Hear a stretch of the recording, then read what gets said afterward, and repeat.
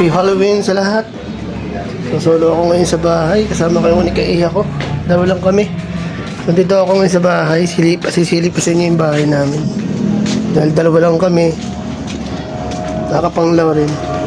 So, ayan. Ito yung gate namin. Dito sa labas, hindi naman nakakapanglaw.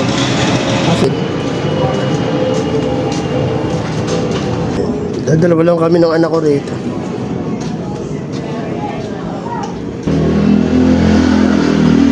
Dahil undas bukas.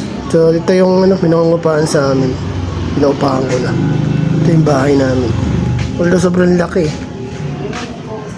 Yung iba napapanglaw raw dito pag solo. Silipin natin.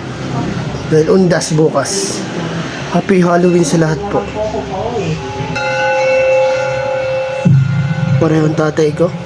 So, malangit po sa inyo. Sana masaya po kayo sa kung saan na kayo naroroon.